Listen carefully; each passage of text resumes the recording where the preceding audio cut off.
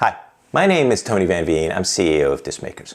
Welcome to the third video in my series about producer points. In my last video, I talked about what producer points are, how they work, and when a producer might be entitled to said points. If you missed it, you can find it by clicking the link in the description below this video. Today, I want to talk about whether and when a producer might actually be entitled to a publishing split of your composition.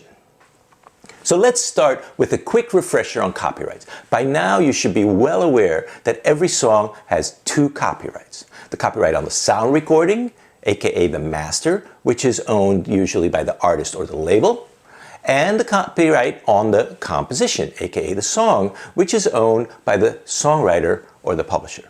And by the way, if you want to learn more about copyrights and royalties, I did a whole series on them. You can find them on the Discmakers YouTube channel, and I will add a link again in the description below this video to make it easy for you to find.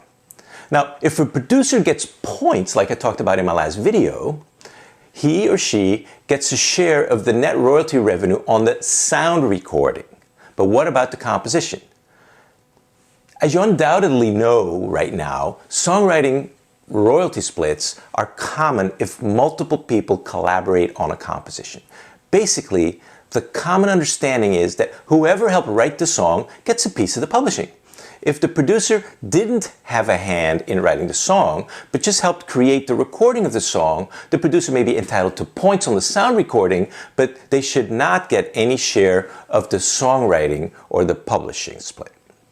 However, if the artist and the producer work on creating a song together, even if the producer takes your existing song and contributes to it, whether a partial lyric or a piece of melody, then yes, the producer would be entitled to some co-writing credit and some ownership. Now, for clarity, a song is words and melody and nothing else. It's not the beat, it's not the genre, it's not the instrumentation, it's not the arrangement. If your producer rearranges your song so it flows better, but leaves the words and melody intact, they are not entitled to a publishing split. But again, if they make contributions to a lyric or to a melody part, then they would be. Now, how much do they need to contribute to deserve credit? Well, more and more it seems like the industry is moving toward the famous Nashville saying, one word, one third, which means that if there's three people in a room, no matter what you contribute, even if it's just one word, you are entitled to equal songwriting and publishing credit to the other people in the room. Because the thought is you were there as part of the process. You helped inspire the process and the other contributors. The energy might have, been shifted by you being in the room. You were part of the songwriting process, and so you deserve a credit. But again, different songwriters, different genres, different rules.